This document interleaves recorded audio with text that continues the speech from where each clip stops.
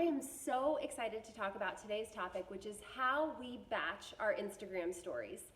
This was kind of a secret confession, but it's just working so well for us that I just have to share all of the details for exactly how we do this.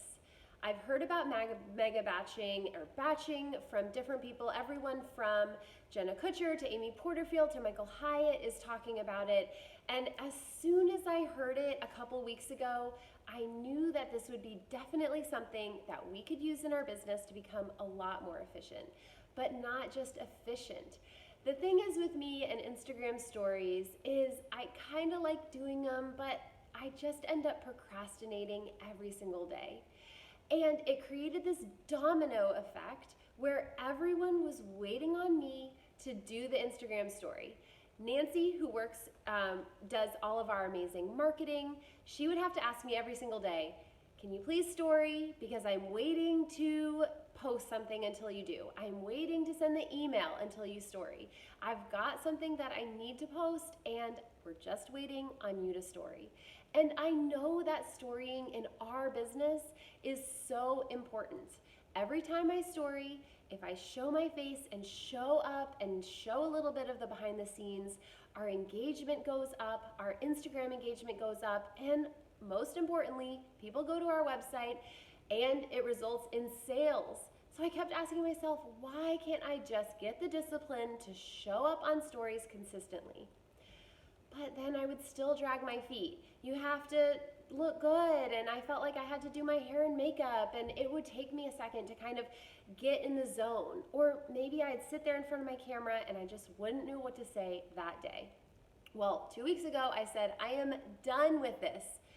I'm gonna try mega batching. And you guys, it has been a game changer. So here are my 3 steps for mega batching your Instagram stories so you can just get that rock off of your plate for even up to a month at a time.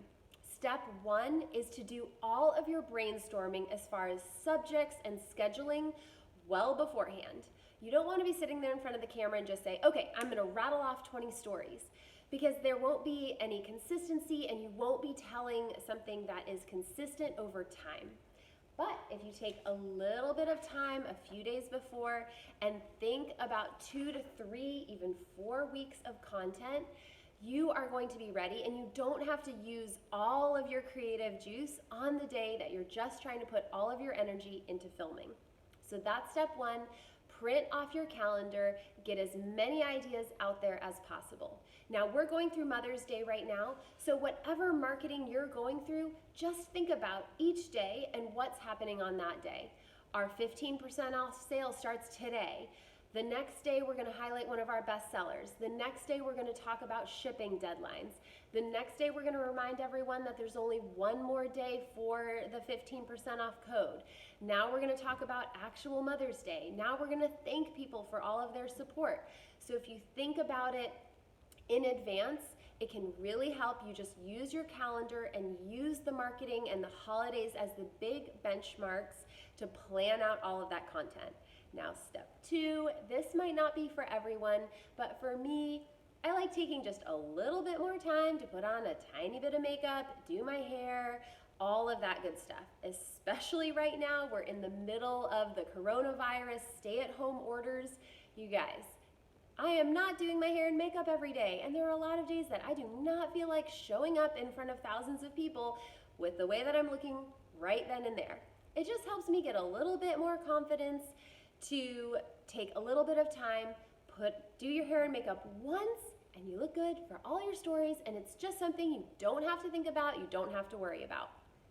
Second part of that is right here. Outfit changes. I know, it can make you seem like a dramatic actress or like something really big is about to happen. But it's kind of a key part. If you want your stories to look like they were truly filmed on different days, then you're gonna wanna bring some different outfits. Usually about halfway through, I put my hair up, do something a little different. I don't do different hair every single time, and I might just put on a jacket. I also like to stand in different sections of the studio so that it just looks more natural as you're watching our stories over time. It looks like something where they were filmed on different days, in different places, and in the moment. Now, my third tip is plan ahead when you're going to batch. So I've known for a week that I was going to batch stories today, and I'm batching other like tasks with them, like this video. I knew I have to show up on video. It's great that I did my hair this morning, so I'm gonna do a couple of videos and then I'm gonna batch stories. When your brain is in one mode of thinking, you can be so much more efficient and move through it quicker. I often find that my first couple of takes on Instagram stories are a little bit stilted. I have to start over a few times. By the third or fourth story, I am in my groove, and honestly, it takes 1/10 the time to do all the stories than it would if I were doing them on different days. It also takes half the time for me to film these videos for you guys, doing them all in one day as opposed to trying to think of them every week over again. I hope this video helps. Batching has definitely helped me, and it's helped in different areas of my business, but I wasn't tracking that it could help on Instagram stories too. So maybe it's something that you can bring to your business and get that Instagram rock, story rock, or whatever your particular rock is off of your back for a couple of weeks. Thanks for stopping in. I'll see you next week.